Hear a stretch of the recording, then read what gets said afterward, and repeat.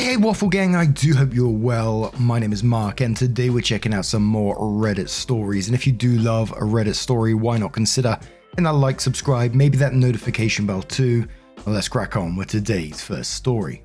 Now, today's first story comes from the Am I Wrong subreddit from a throwaway account which says, am I wrong for spending way less than planned on an engagement ring that met her wants? So, I've been with my fiancé for about 4 years, living together for 2. About 5 months ago, we had a talk around timeline and decided 2024 will be the year we get engaged. She told me she wants me to pick the ring, but gave me some style she likes. I picked a ring that was my favorite of the type she sent me, and to my surprise, it was a lot cheaper than expected. In my head, I budgeted about 10k, but it was only about 3,500. Thank you, Lab Diamonds. The jeweler I bought it from has a great reputation and has been around 40 years. So it's not like I cheaped out with a sketchy store, by the way. She absolutely loved the ring and has been happy to show off to her friends who have also good feedback. A couple of nights ago she asked me what it costs, and because we're going to be married and finances are so important, I told her. She expressed a lot of disappointment, which is weird to me because it resembles exactly a type that she sent me. I just didn't get it from that brand because they had bad reviews. The same ring could have easily cost 6,500 from that company, or if I went with a mined diamond, it would have been about 12k. She just said she expected me to spend more based on my income, 160k. She said while she didn't expect me to go to the dated 3 months pay route, she was a little disappointed that I basically spent less than one total paycheck. Aside from this, she's always been very fiscally irresponsible and thrifty, so this caught me off guard. I have to say this is killing my recently engaged buzz, but maybe she's right. I don't know. We're not fighting or anything, but went from really excited to be engaged to her seemingly sad, and me starting to look at her in a worse light. Hope we get past it soon and have a fun weekend, but would love advice on how to handle things, or if I should just move on from this and wait for her to get over it. Edit. People are going too far here. She's not a gold digger. She barely makes less than me, and made more than I did the first 2 years we were dating. I'm just going to have a conversation with her tonight and I'm sure we'll be good again. Some of you should go outside and touch grass more, or talk to a therapist about your contempt for women. I'm logging out of this now. And we're starting the comments with Old Effect, who says, bro, everyone's saying dumper is a little bit blowing it out of proportion. Just talk to her about how it made you feel and listen to why it makes her feel how it does. Explain how you love her and thought this was the ring she wanted and didn't even consider the price. Also, of course, get a prenup. Everyone should have one, it protects both of you. Visible Occasion says, I don't know, same kind of thing happened to me. Love my wife, but the ring and cost is so important. It's crazy. She doesn't even wear it, but the original cheap one I bought wasn't good enough. I love it and still have it. It's where we started, but somehow she thought she needed something bigger. Got it, but she doesn't even wear it, so it's like, what the fuck? Life is weird. You're not wrong though, but I just think she might still be a good person who got caught up once with society's bullshit. Odessa Mama says, yeah, I hate being the guy on Reddit who's telling you to bounce, but I'd be careful with future expectations from this woman. When I proposed to my ex-fiancée, she was ecstatic. She loved the ring, showing it off to everyone. Not once did she ask how much it cost. Mutual Butt Squeezing says, she was happy with it until she learned the cost. Only 3,500 bucks. Oh no, only 3,500. She only spent one whole paycheck. However will she survive with only $3,500 on her finger? And if she wants blood diamonds instead of lab, that's a whole other red flag. Her ring is worth more than my fucking car. Get a good prenup. OP says, she never wanted a blood diamond.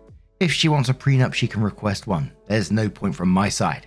Only made about 10k more than her, but she has more savings than I do, and neither of us own property. I had student loans and didn't make a ton my first few years out of college. Her parents paid for her college and she made more out the gate than me. I didn't pass her in income until 2 years into us dating. Catface McGeezer says, oh my god, the people on this thread are wild. Your fiancé has some weird and irrational feelings because she had an unstated expectation that wasn't met. She probably knows that these feelings don't make sense, and it's good that she trusted you enough to share. It's seemingly likely that in some little nook of her brain, The amount of money spent signifies something. How much you care about her, the quality of the ring, whatever. And even if she knows that is not true, she might have feelings about it. I highly suggest having a relaxed conversation where you can both talk about what feelings are coming up. Don't just let it blow over. You will miss an opportunity to get to know and understand each other better. So OP came in with their update and says, update not even 24 hours later. We talked through things last night. First, I want to say everyone calling her a gold digger. That is so stupid.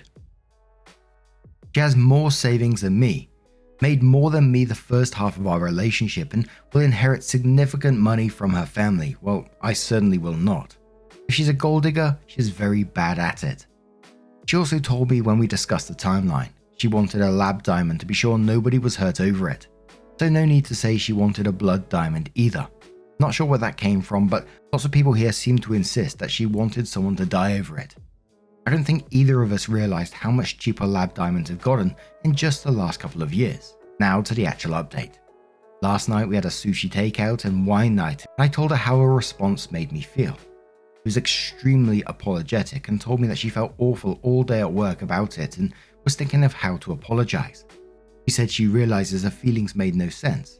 It's just that it can be ingrained in women's heads that their long-term boyfriend is going to make the sacrifice and spend a lot of their money, and there's romance associated with it.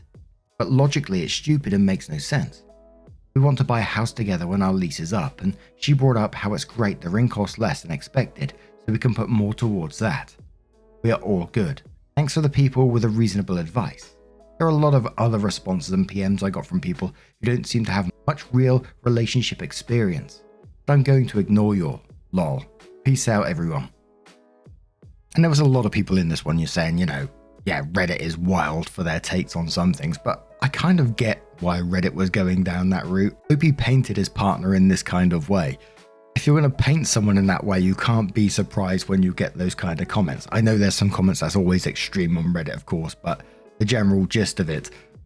But I'm super glad that they did find a healthy solution to their issues here. But now I'm going to turn this one to you guys. What do you guys make of this situation? Let me know your thoughts down in the comments below. And let's move on to another story. And our next story comes from safe.1389 that says, am I the arsehole for exposing my friend's private diary to help her? Okay, so I'm a 17-year-old girl and I need some honest opinions about a situation that's gone way off the rails, but I still think I'm in the right here. I have this friend, let's call her Sarah. Sarah's been acting kind of distant lately, and I couldn't help but feel like something was wrong. She wouldn't talk to me about it, so I decided to do some detective work to figure out what was bothering her. One day, I went over to her house when she wasn't home, and I found her diary sitting on her desk. I know it's wrong to invade someone's privacy, but I genuinely believed I was doing it to help her. I thought maybe she was going through something serious that she couldn't talk about. So I read her diary, and it turns out she was writing about some personal struggles, like feeling lonely and dealing with family issues. I thought I could be a good friend by addressing these issues and helping her feel better. Without telling Sarah that I read her diary, I started bringing up some of the things she'd written about. I offered advice and tried to be there for her, but instead of being grateful, she was furious when she found out that I read her diary. She felt violated and betrayed. Now she's not talking to me, and some of our mutual friends are saying I was completely out of line. But here's the thing, I genuinely believed I was helping her, and I thought she'd appreciate my efforts once she saw the positive changes in her life.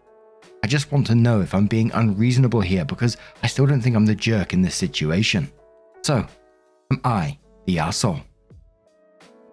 Yes, you're going to be the arsehole in this situation for simply invading her privacy, but there was also a part that jumped out to me as I was reading it. Let me just scroll back up here.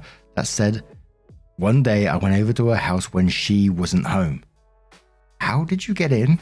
Is what I'm wondering. The first comment on this one says, you're the arsehole. You read her diary, which was a terrible invasion of her privacy.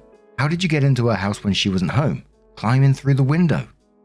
OP says her house is almost always open from the back door, and we often go in each other's houses because our friendship is just like that. Swishy Strawberry says you're the arsehole. Just because someone is acting a bit distant doesn't give you any jurisdiction to freaking go into their home when they're not there and invade their privacy. Like, that's super duper wrong of you and a huge breach of trust and boundaries. Another user says you're the arsehole, you crossed a boundary. You knew the diary was private. You knew you didn't have permission to read it and you read it anyway. Journaling can be therapeutic and beneficial to one's mental health. You potentially destroyed the outlet for your friend by disregarding her right to process her private thoughts in a healthy and productive manner. And a final comment from Psychological Role, who says you're the arsehole. You invaded her privacy with some overzealous idea that you can fix her. You caring isn't the issue, it's your execution. You knew it was wrong because you wouldn't have went into her house when she wasn't home. It wasn't your place to play detective, and you could have caused her harm by snooping. She wasn't ready to discuss it with you, hence the not sharing. You could have caused her emotional harm by pushing her to reveal things she didn't want to. Now you know her private issues that you weren't entitled to, and sharing some online. You should have just told her that you're there for her whenever she needs, and she can talk to you anytime. Now she doesn't trust you and probably won't ever. You need to apologize without adding justifications or excuses. So a little while later, OP comes in with her update on this post and says, "Hey everyone, here's an update on how the whole situation has been going, and please give me any advice. After my last post, I decided to apologize to Sarah for my actions. I knew I had crossed the line by reading her diary and I needed that reality check y'all in the comments gave me. But yeah, I genuinely believed I was helping her. Unfortunately, my apology didn't go as I expected.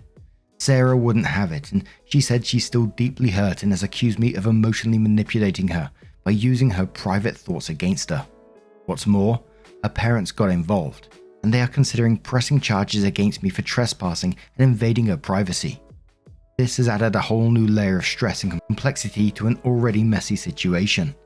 To make matters even worse, some of our mutual friends have distanced themselves from me, and I'm facing a lot of backlash. It's heartbreaking to see our friendship deteriorate in this way, especially when my initial intention was to be a good friend and support her through her struggles. Many of you rightly pointed out that invading someone's privacy is never justified, no matter the intentions. I realize that now, and I deeply regret my actions. But here I am, facing potential legal repercussions and a strained relationship with my friend. Left wondering how I can begin to mend the damage I've caused, and I know I got what I deserved. I can't live like this." And I think a lot of the people are saying, you're just going to be learning the consequences of your actions. And some people sympathetic that OP is young and still learning, but they still have to face these consequences. But what do you guys make of this situation? Let me know your thoughts down in the comments below. And let's move on to another story. And our next story does have an update as well from Sonrisa Sunflower, who says, "Am I the arsehole for announcing we are pregnant too early?" So I, 26 female, and my husband, 30 male, decided to start our family. We were very fortunate and got pregnant on the first try. As soon as we found out, positive test at 5 weeks, we shared on our family chat because we were very excited. The family chat included my dad, my brother, 22 male, and his wife, 21 female. My brother, who is on deployment, sends me a lengthy message about how selfish and rubbing it in their face that we are pregnant when we know they've struggled with fertility issues, and it's something I should have kept to myself. I know his wife has issues with her reproductive organs that would make it very hard for her to conceive, but neither of them shared that they were actively trying. I also understand how hard deployments can be. I'm a veteran and my husband is active duty, and our mum died about 16 months ago. So I'm trying to be really understanding of their feelings and experiences. However, I'm really hurt. I don't think it's wrong to share our excitement. I want to share because if we were to have a miscarriage, I would want my family to know and to help me through it. It just seems really out of character for my brother to treat me this way. His wife hasn't said anything or acknowledged what we said. Edit to add. I'd be happy to answer and clarify a few things. 1. They did not share they were trying to get pregnant or receive fertility treatment. She shared about a year prior that she will likely struggle to conceive but didn't want to go into detail. We respected her privacy and didn't pry. She is shy and very quiet. We all express support for her and whatever their journey looks like. 2. I was concerned about miscarriages because I have uterine fibroids, very irregular periods, and I was sexually assaulted by someone for an extended period of time, multiple times while I was deployed and didn't have access to birth control. I did not become pregnant, which I am very grateful for, but my doctor and therapist both agreed that it could signal that I would face fertility issues. My mum isn't around, so I can't get a medical history, which could affect me. The doctor told me that I'd have to try for 12 to 18 months before getting a referral to a fertility clinic, and that I should gather resources, such as therapy and support, husband, friends, family if I'm comfortable with that, to help me through those potentially difficult times. 3. If I knew they were actively trying and struggling, I would have waited to tell my brother and sister-in-law until he came home, and had time to reintegrate, but also checked out on my sister-in-law frequently to see what I could do to help or alleviate the stress. Anna says to this, so would it have been different at 5 months? No, but your brother is an arsehole for responding the way he did. An old adage, if you have nothing nice to say, then don't say it. Congratulations, not the arsehole. Random account says not the arsehole. What did they expect? To hide it until you show up one day with a baby? Toby said that's what I thought. It would have been even weirder and in some ways insulting to not share with them. My family is very open and transparent about everything, so hiding it felt wrong. Calligrapher Fair says not the arsehole. I get your brother is going through a tough time, but he would probably be more insulted if you waited longer to tell him or just turned up one day with a random baby. You shouldn't have to put your life on hold because of him. Congrats on the baby. And Hudo says, yeah, not the arsehole. I understand where your brother is coming from, and it was probably just a spur of the moment jealousy text powered by all the emotions of him and his wife trying for a baby as well. Even if they did not outwardly share that they were two trying to get pregnant, there's still lots of emotions and stuff on their part, especially if they aren't talking about it with people. So I understand where he's coming from, but no, I don't believe you or your husband did anything wrong. Historical Hat says you are not the arsehole. You shared an exciting moment in your life with your close family. Your brother's response was not kind in return. I think your brother is just hurt right now. Not only are they having fertility issues, but he's away from his wife. As someone who had fertility issues, I can vouch that it makes you think unkind thoughts at times. Inside, I was at times a person I did not like from the pain I felt. I'm not excusing his behavior, just trying to explain how it messes with your emotions. It's your decision if you want to reach out and just let your brother know you love them both and never meant to hurt anyone. After that, share your updates with those who are able to be there for you. I wish you the best in your pregnancy and also the best for your brother and sister-in-law. And yes, things did work out for us, so I'm hoping the same for your family. OP responds saying that's exactly what I'll do. I don't think anything productive will come from texting each other. I'll talk in person and give everyone time to cool down. So OP comes in with their update and says, update. Definitely a bittersweet update. They've successfully conceived and are expecting a boy. They are far enough along that they felt comfortable announcing, and we're praying that this miracle can make it to term and is healthy. We were not invited to their gender reveal, but I was due that week and they currently live 3 hours away, so we could not travel. However, the woman my brother cheated on his wife with while on deployment was invited and attended, so our relationship is still very strained. My sister-in-law posted a reel to Facebook sharing all the dirty details for friends and family to see, including screenshots from the conversation she had with the mistress. In some of those screenshots, the mistress shared that my brother insisted his wife was dying of cancer. She did receive cancer treatment while he was deployed, but wasn't in stage 3 or 4, which is wild because our mum died of cancer a few years ago, so we're familiar with how things can progress with cancer. And he was seeking comfort. Then swore to his wife on our dead mother's grave that he didn't cheat on her. However, shortly afterwards, my sister-in-law tested positive for an STD while pregnant. Things are a mess. My heart is breaking for them because he saw how his father's infidelity destroyed our family, and I figured he would not perpetuate that generational trauma. I think perhaps all the drama about my pregnancy had less to do with me and more to do with the issues they were/are trying to navigate. A crazy, twisted update indeed. That sounds like there was some projection going on, but now I'm going to turn this one to you guys. What do you guys make of this? Let us know your thoughts down in the comments below. Now, just a huge thank you from the bottom of my heart for getting involved in today's stories. Your love, your support, your time always means the absolute world to me. So thank you so much for being involved, and hopefully I'll see you in the next one. Take care and much love.